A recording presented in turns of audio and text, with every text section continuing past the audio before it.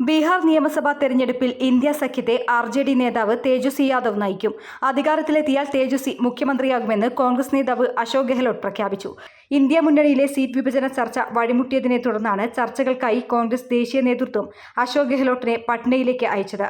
Vikassheel Insaan party നേതാവ് മുകേഷ് സാഹ്നിയാണ് ഉപമുഖ്യമന്ത്രി സ്ഥാനാർത്ഥിയെന്നും ഗെഹ്ലോട്ട് പ്രഖ്യാപിച്ചു. പ്രതിബദ്ധതയുള്ള യുവാവായ തേജസ്വി യാദവിനെയാണ് ഇന്ത്യ മുന്നണി മുഖ്യമന്ത്രി സ്ഥാനത്തേക്ക് ഉയർത്തിക്കാണിക്കുന്നത്. BJPയെ വെല്ലുവിളിക്കുകയാണ്. NDAയുടെ മുഖ്യമന്ത്രി സ്ഥാനാർത്ഥി ആരാണെന്ന് അമിത്ഷാ പ്രസ്താവിക്കണമെന്ന് അശോക് ഗെഹ്ലോട്ട് ആവശ്യപ്പെട്ടു. രാജ്യം ബീഹാറിലേക്ക് ഉറ്റുനോക്കുകയാണ്. ഇത്തവണ ബീഹാറിൽ മാറ്റമുണ്ടാകും. ഇന്ത്യ മുന്നണി അധികാരത്തിലെത്തിയാൽ കൂടുതൽ ഉപമുഖ്യമന്ത്രിമാർ വേണോ എന്നത് പിന്നീട് തീരുമാനിക്കുമെന്നും ഗെഹ്ലോട്ട് പറഞ്ഞു. News desk media vision.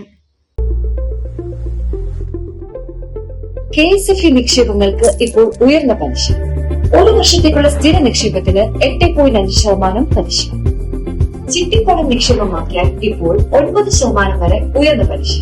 മുതിർന്ന പൗരന്മാർക്കുള്ള വന്ദന നിക്ഷേപ പദ്ധതിക്ക് 8.75% പലിശ. 56 വയസ്സ് തികഞ്ഞാൽ തന്നെ ഈ പദ്ധതിയിൽ നിക്ഷേപിക്കാം. നിക്ഷേപിക്കുന്ന മുഴുവൻ തുകയ്ക്കും ഗവൺമെന്റ് ഗ്യാരണ്ടി. ഉടനാകട്ടെ, ഇനി തന്നെ അടുത്തുള്ള KSFE ശാഖ സന്ദർശിക്കും.